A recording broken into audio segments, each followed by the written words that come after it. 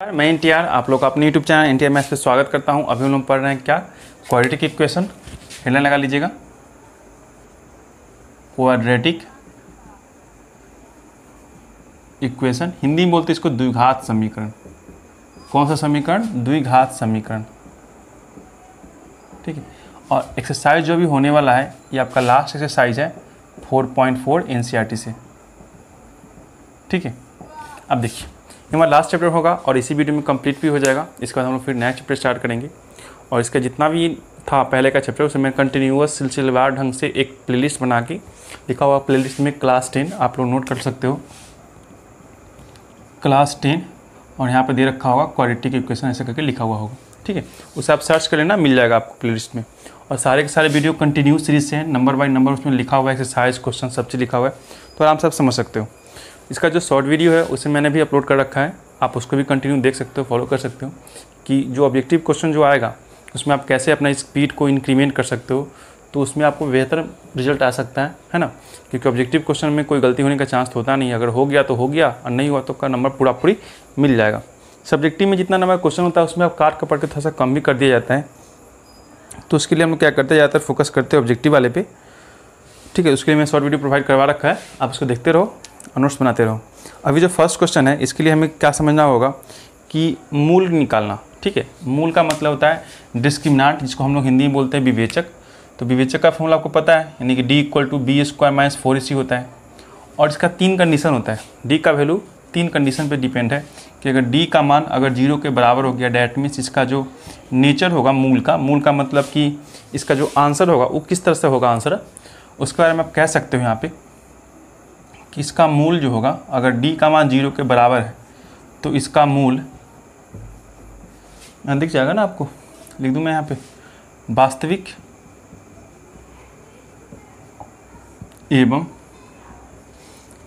एवं समान होगा। ठीक है, इतना बात ध्यान दीजिएगा, वास्तविक एवं समान होगा। दूसरा कंडीशन कि अगर D का मान 0 से क्या हो, बड़ा हो, तो इसका मूल का मतलब होता है आंसर यानी रूट्स होता है। वास्तविक तो होगा ही साथ क्या होगा, असमान हो जाएगा, वास्तविक एवं असमान। ठीक है, तीसरा पहले लिख के समझ लो। और तीसरा कंडीशन, जब D का मान 0 से क्या हो, छोटा हो जाए, तो इसका मूल अवास्तविक हो जाता है, अवास्तविक होगा। ठीक है, अवास्तविक बोलो या फिर आप इसको काल्पनिक भी बोल सकते हो, काल्पनिक।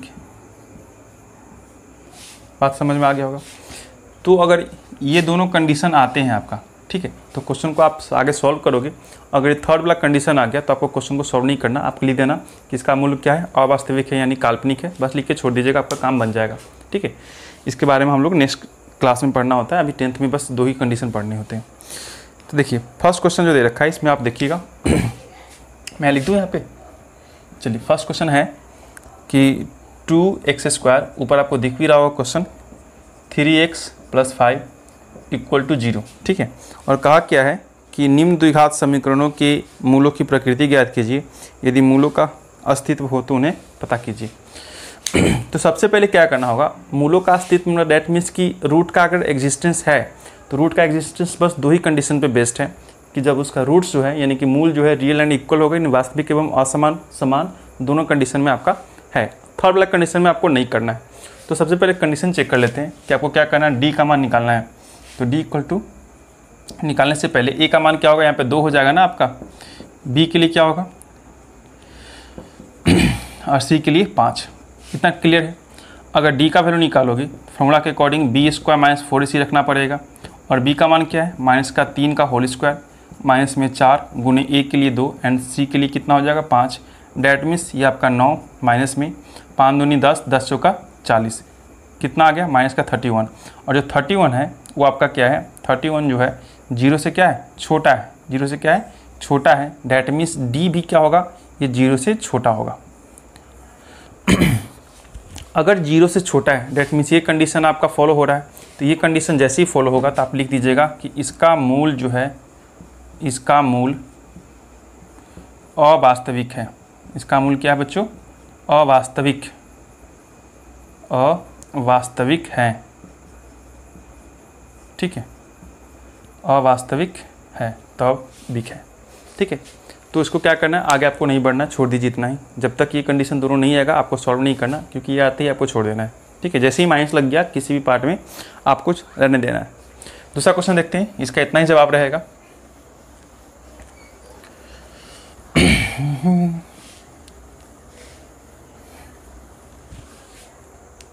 सेकंड क्वेश्चन पढ़िए जरा। सेकंड क्वेश्चन मैं यहाँ लिख दूँ, क्या लिखा हुआ है, 3x² माइनस में 4√3x प्लस में 4 = 0। ये दे रखा है आपको क्वेश्चन। इसमें भी क्या कीजिए, वही बात कीजिए जो पहले वाले में किए थे, ABC कहाँ गई थी और D का मान निकाल देना है, माइनस का 4√3 एंड C = क्या होगा 4। D का मान निकालिएगा, लिखिएगा B² माइनस का 4AC। B का मान कितना, 4√3 का होल स्क्वायर माइनस में 4 गुने A का मान कितना होगा 3 एंड C का मान कितना होगा 4। ये √3 के लिए क्या होगा, 1 ठो 3 आएगा, 4 का 16, 3 48 कर दोगे एक बार में ना, काम बन जाएगा आपका।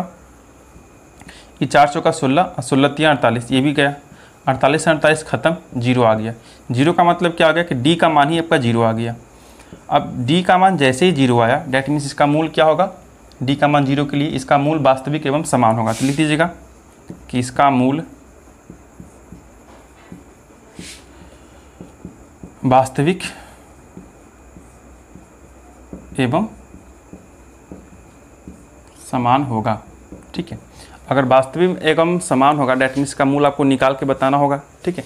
तो यहाँ पे मैं इसको निकाल दे रहा हूँ, इतना स्पेस बचा हुआ मेरे पास। तो दो मूल होंगे इसके, एक तो होगा अल्फ़ा, एक होगा आपका बीटा, ठीक है। तो यहाँ पे लिखिएगा मूल इक्वल टू, पहले मैं लिख दूँ मूल बराबर, फॉर्मूला क्या होता है मूल का, -b प्लस माइनस √d/2a।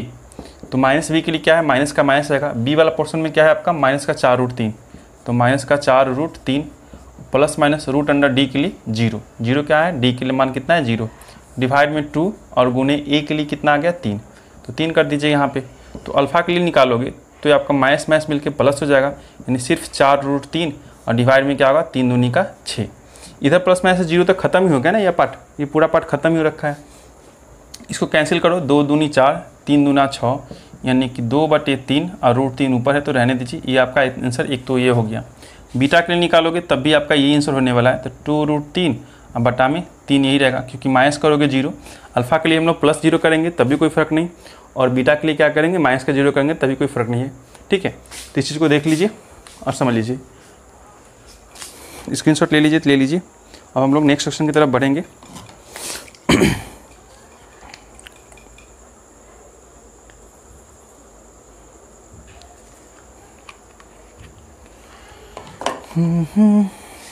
हो गया ना, चलिए बढ़ते हैं नेक्स्ट क्वेश्चन की तरफ। तो मिटा दे रहा हूँ मैं इस तरह से।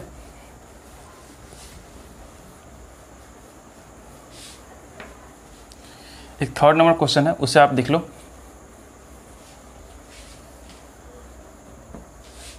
आपका इसी के साथ 2 चैप्टर कंप्लीट हो जाएगा और बाकी का जो बचा 13 चैप्टर उसे भी कंप्लीट कर लेंगे, जैसे तैसे जल्दी जल्दी कर लेंगे।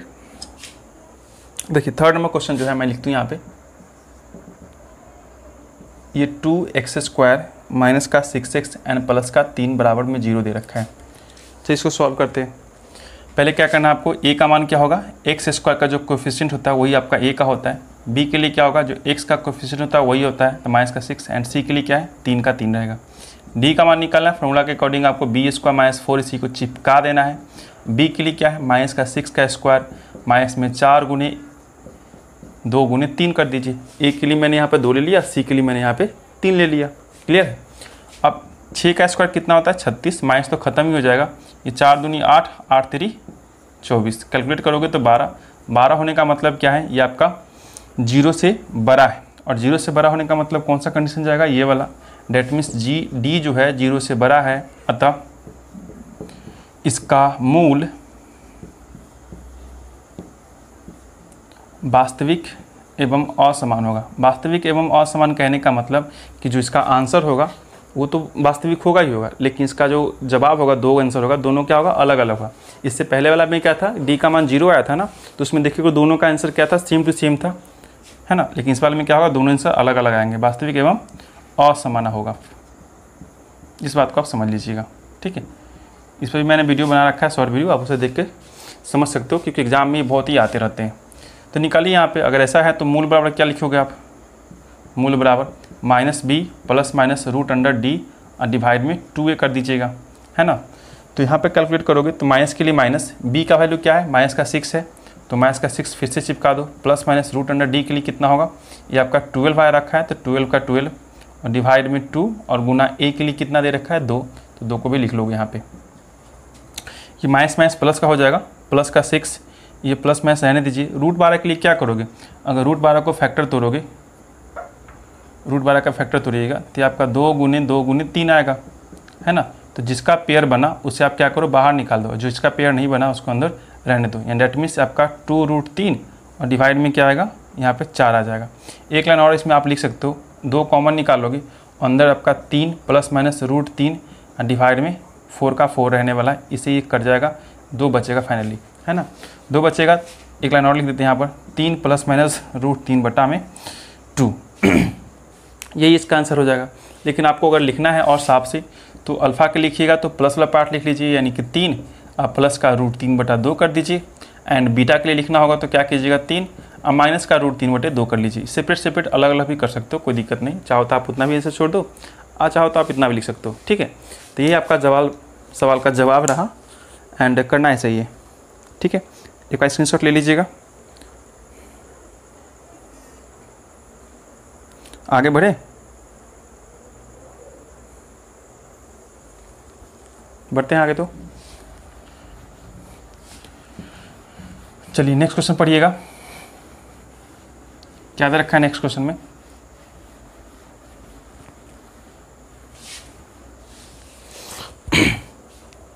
नेक्स्ट क्वेश्चन में है कि 2 नंबर क्वेश्चन लगा लीजिए हेडलाइन,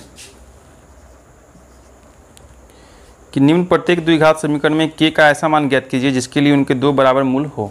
2 बराबर मूल हो, 2 बराबर मूल होने का मतलब क्या है, आपका मूल वास्तविक एवं समान, समान मतलब कि बराबर होना चाहिए। तो ये आपका ये वाला कंडीशन लगेगा इसमें, ठीक है। तो क्वेश्चन लिख लीजिए पहला, कि क्वेश्चन में क्या दे रखा है। फर्स्ट क्वेश्चन जो है 2 का फर्स्ट नंबर क्वेश्चन, इसमें क्या रखा है आपका, कि 2x² प्लस में kx प्लस में 3 = 0, ठीक, 3 = 0। यहाँ लिख लीजिएगा यहाँ से, कि अगर मूल बराबर हैं तो d का मान क्या होगा, 0 के बराबर होगा, और d का मान 0 के बराबर मतलब कि b² माइनस में 4ac d का वैल्यू होता है, तो d जहाँ पे हो वहाँ पे b² माइनस 4ac = 0 का 0। अब बताइए b का वैल्यू यहाँ से क्या रखिएगा, जो x का कोफिशिएंट होता है वही ना होता है, तो k² माइनस में 4 का 4 अपना जगह पे, a के लिए क्या रखिएगा, जो a का कोफिशिएंट होता है तो 2 रख दीजिए, एंड c के लिए लास्ट वाला पार्ट बचा हुआ है तो 3 का 3 बराबर में 0। k² इक्वल टू क्या हो जाएगा, माइनस में 4 दूनी 8 3 24 = 0, तो k² इक्वल टू उधर जाएगा, माइनस का चीज इधर गया तो प्लस में 24, k का मान क्या हो गया, √24, और √24 के लिए आप लिख सकते हो 2 गुना 2 गुना 2 8 हो गया, और 8 3 24। इसमें पेयर किसका मिलेगा, सिर्फ एक ही 2 मिलेगा, तो k के लिए आप लिख सकते हो 2 को बाहर निकाल दो और अंदर क्या बचेगा, ये आपका 2 3 6 बचेगा, और प्लस मैस लगा दीजिए, ये आपका आंसर हो जाएगा, ठीक है। यानी कि k के जगह पे अगर आपने यहाँ पर 2 + √6 प्लस कर लो या फिर माइनस कर लो, आपका क्या होगा, इसका रूट्स क्या होगा, इक्वल हो जाएगा। क्लियर, समझ गए बात इतना। चलिए एक और क्वेश्चन देखते हैं, इसी पे बेस्ड हो गया, इसे मिटा दूँ। चलिए सेकेंड नंबर क्वेश्चन देखते हैं।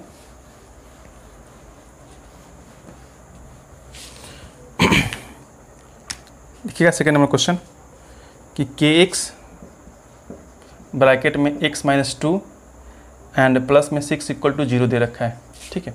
और इसका भी वही कंडीशन है कि इसका क्या हो, मूल जो होगा वास्तविक होगा और समान होगा, डेट मीन्स बराबर के लिए बोल रखा है।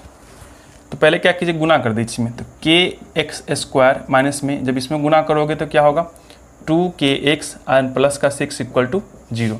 इतना तो समझ गए होगे, ब्रैकेट तोड़ना था इसका। अब यहाँ पे a का वैल्यू क्या होगा, तो a का वैल्यू होगा यहाँ पे जो k का कोफिशिएंट है वो आपका हो जाएगा x² कोफिशिएंट k, b का क्या होगा माइनस का 2k एंड c का क्या होगा 6, ठीक है। इतना लिख लिया आपने। अब बस कुछ नहीं करना, अब आपको d = 0 रख के निकाल देना है, ठीक है। लिख दीजिएगा यहाँ पे एक लाइन, कि मूल बराबर होते हैं तो मूल बराबर हैं तो d बराबर क्या हो जाएगा 0, और d का मान 0 का मतलब b स्क्वायर माइनस में 4ac बराबर में 0, और b का वैल्यू क्या दे रखा है यहाँ पे माइनस का 2k स्क्वायर का मतलब होल स्क्वायर माइनस का 4 गुने a का कितना होगा, a के लिए k दे रखा है तो k गुना c के लिए क्या दे रखा है 6 बराबर में 0। इसका कितना हो जाएगा 2 दूनी का 4 और k स्क्वायर का k स्क्वायर माइनस में ये 6 चौका 24k बराबर में 0। ठीक है, तो यहाँ पर सॉल्व करो, k को आप चाहो तो बाहर भी निकाल सकते हो, 4k को आप बाहर निकाल लो। 4k बाहर निकलने का मतलब कि यहाँ पर सिर्फ एक k बचेगा, माइनस में 24 में से 4 बाहर निकल गया 6 बचेगा, 6 चौका 24 वापस पूछ जाएगा आपका बराबर में 0। तो एक बार क्या करो कि 4k के 0 रख लो, और एक बार क्या करो कि k माइनस 6 के बराबर 0 रख लो। ठीक है, तो यहाँ पे सॉल्व करोगे तो k का मान क्या आ जाएगा 0 ही हो जाएगा, दिख रहा है यहाँ तक ना, k का मान 0 एंड यहाँ पे आ गया k का मान 6 हो जाएगा, दिख रहा है यहाँ तक। ठीक है, तो ये दोनों आपका आंसर होगा, k के लिए 0 भी आंसर संभव है और k के लिए 6 भी आंसर संभव है। ठीक है, तो चलिए आगे बढ़े, चलिए आम के बगिया में चलते हैं। अब लेके आपको थर्ड नंबर क्वेश्चन में देखिएगा, ये आपका 2 का third number second number question था, अब हम डायरेक्टली थर्ड नंबर क्वेश्चन पर चलेंगे। ठीक है,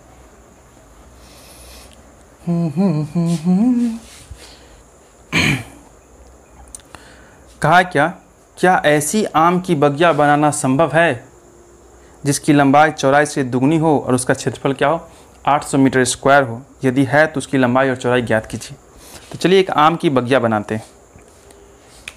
अब इसका काम तो ख़त्म ही हो गया ना, मैं इसको मिटा दूँ क्या, इतना तो आपको याद हो भी गया होगा, सामने रखा कब से पड़ा हुआ है, इसको मैं हटा दे रहा हूँ।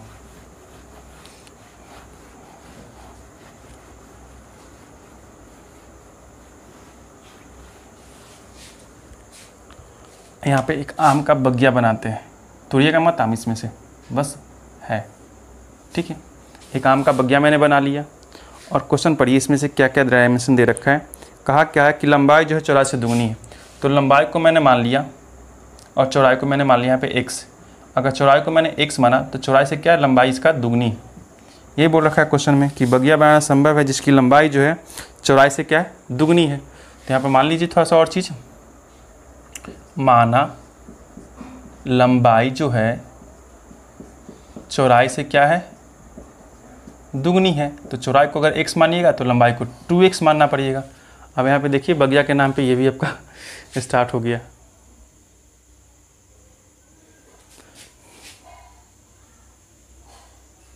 अब ठीक है ना, चलिए और क्या दे रखा है, दिया गया है क्या कि बगिया का जो क्षेत्रफल दे रखा है वो आपका 800 मीटर स्क्वायर दे रखा है।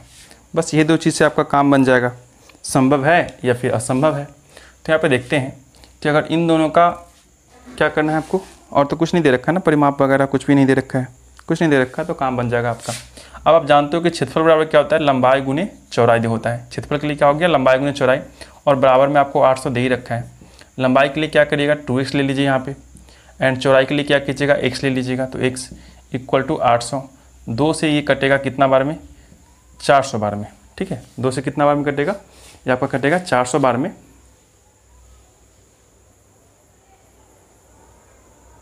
चलिए x में x से गुना कीजिएगा, एक्स स्क्वायर इक्वल टू 400 आएगा। अब x का निकालिएगा तो रूट अंडर 400 हो जाएगा। डैट मीन्स x का मान कितना हो जाएगा, ये आपका हो जाएगा प्लस माइनस का 20। लेकिन आपको प्लस माइनस में सिर्फ प्लस वाला पार्ट लेना है, माइनस का पार्ट नहीं लेना है, तो इसको हटा ही दो आप। माइनस का पार्ट इसलिए नहीं लीजिएगा क्योंकि x जो है ना ये आपका डिस्टेंस को बताता है, तो डिस्टेंस क्या होता है हमेशा आपका पॉजिटिव होता है, निगेटिव नहीं होता है। तो x का मान कितना हो गया 20 मीटर। अब x का मान 20 मीटर होने का मतलब इसका चौड़ाई कितना हो गया 20 हो गया, और 2 गुने 20 इसका लंबाई हो जाएगा। डैट मीन्स ये आपका 40 मीटर का हो जाएगा। ठीक है, यही इसका आंसर रहा। यानी कि बगिया की जो चौड़ाई है ये आपका 20 है और जो लंबाई है ये आपकी 40 है। ठीक है, चेक करना है तो दोनों का गुना कीजिएगा, मल्टीप्लिकेशन कीजिएगा, तो ये आपका 800 आ ही जाएगा जो कि क्वेश्चन में दे रखा था, है ना। छोटा सा क्वेश्चन था। अब बढ़ते हैं आगे क्वेश्चन की तरफ।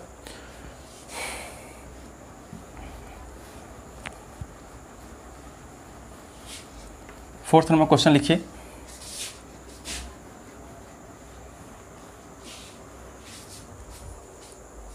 फोर्थ नंबर क्वेश्चन पढ़िएगा।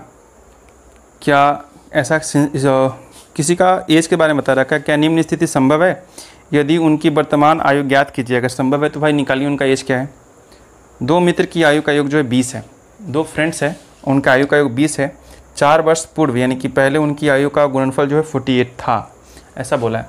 तो मान लेते हैं कि 20 है दोनों को मिला के 20 ईयर्स। कब? ये दोनों का है कंबाइंड रूप से A प्लस B का एज, ठीक है। तो जो A का एज होगा एंड B का एज होगा, ये बस माना हुआ पार्ट है, आप मान सकते हो यहाँ पे माना है कि पहला फ्रेंड B है और ये ऐसा है। तो अगर एक को मैंने माना x था, दूसरे को क्या मानेगा 20 माइनस x मानिएगा आप। ये इतना ईयर्स का हो गया और ये इतना ईयर्स का हो गया। मैं शॉर्ट में लिख रहा हूँ YRS। अब कितना साल पहले की बात कहा है आपसे, उनकी वर्तमान आयु ज्ञात कीजिए, 20 वर्ष का योग है, 4 वर्ष पूर्व की बात कही गई है। तो लिख दीजिए यहाँ पे 4 वर्ष पहले क्या हुआ था, 4 वर्ष पहले। तो 4 वर्ष पहले का मतलब कि अगर ए का जो एज जितना भी रहा होगा 4 वर्ष पहले जाएगा तो 4 वर्ष उसका एज घट जाएगा, 4 वर्ष पहले का एज, तो x माइनस 4 ईयर का हो जाएगा। और जो ये आपका बी वाला पार्ट है उसका भी एज घट जाएगा, रुका होता है ना रहेगा, ये भी क्या होगा, इसका भी एज घट जाएगा। तो पहले एज इतना था, इसमें से भी 4 वर्ष को आप घटा दो y ईयर्स। तो फाइनली कितना आ गया, प्रश्न के अनुसार चलोगे तो इन दोनों का जो मल्टीप्लिकेशन दे रखा है वो आपका दे रखा है 48। तो संभव है कि नहीं, से पहले बता लीजिए। तो x माइनस 4 हो जाएगा ये वाला पार्ट, और इसका गुना किसके साथ करना है, तो 20 में से 4 को घटाओगे 16 आएगा, 16 माइनस x के साथ मल्टीप्लाई करना है, और मल्टीप्लाई करने के बाद कितना आ रहा है, क्वेश्चन में दे रखा है 48 आना चाहिए।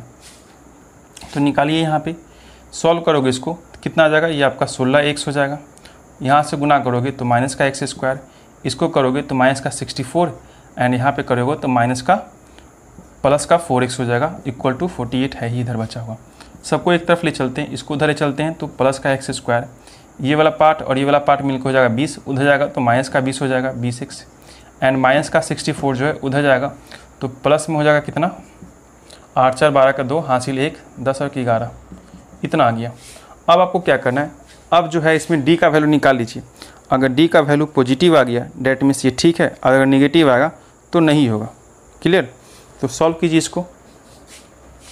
यहाँ पर a का मान कितना हो जाएगा, मैं इसको यहाँ लिख दूँ, यहीं लिख देता हूँ। a का वैल्यू कितना होगा आप ही बताओ। जो x का कोएफिशिएंट होता है वही आपका a का वैल्यू होता है, कुछ नहीं इसका मतलब कि एक आप ले लोगे एक। b का मतलब कितना होगा, जो x का कोएफिशिएंट होता है तो माइनस का कितना हो जाएगा 20, एंड c के लिए क्या हो जाएगा लास्ट में 112 है 112। अब चलिए d का वैल्यू निकालते हैं, b स्क्वायर माइनस में 4ac, तो b का मान कितना, माइनस का 20 का होल स्क्वायर कर दीजिए, माइनस का 4 गुने 1 गुने 112, ठीक है। ये 20 का स्क्वायर मतलब 400, माइनस में यहाँ करोगे तो आपका 1248 448 आएगा, सब्ट्रैक्ट करोगे तो माइनस का 48 हो जाएगा। d का मान कितना हो गया, माइनस का 48। माइनस का 48 का मतलब क्या हो गया कि d जो है 0 से भी छोटा है, कि कोई भी नेगेटिव नंबर क्या होता है 0 से छोटा ही होता है। डैट मीन्स अगर ये इतना है बराबर है, इसका मतलब d का वैल्यू क्या है 0 से छोटा है, माइनस में हो गया। तो जैसे ही d का मान 0 से छोटा आता है तो मैंने लिख रखा था थोड़ा देर पहले ही कि इसका मतलब क्या है कि इसका जो मूल होगा अवास्तविक होगा, इसका मूल यानी जो इसका आंसर होगा अवास्तविक होगा, और अवास्तविक होता है तो हम लोग उसको सॉल्व नहीं करते, छोड़ देते हैं, ठीक है। डैट मीन्स इसका जो एज बता रखा था कि 4 साल पहले कुछ ऐसा एज होने वाला है, ये आपका गलत बता रखा है, ऐसा कुछ होने वाला है नहीं किसी का, मूल अवास्तविक होगा, बात खत्म। इतना लिख के आप छोड़ दीजिए, आपको पूरा नंबर मिल जाएगा। समझ गए? एक लास्ट क्वेश्चन देख लेते हैं, उसके बाद आपका चैप्टर भी खत्म और एक्सरसाइज भी खत्म, सारे के सारे चीज़ खत्म हो जाएंगे। देखते हैं एक और क्वेश्चन जो लास्ट है, ये आपका 4 नंबर क्वेश्चन था। एक लास्ट क्वेश्चन देख लेते हैं 5 नंबर। क्वेश्चन का नंबरिंग मैं यहाँ नहीं दे रहा हूँ क्योंकि आपको क्वेश्चन जो ऊपर लगा हुआ दिख ही रहा है, 4 नंबर 5 में से लिखा हुआ रहता है उस पर।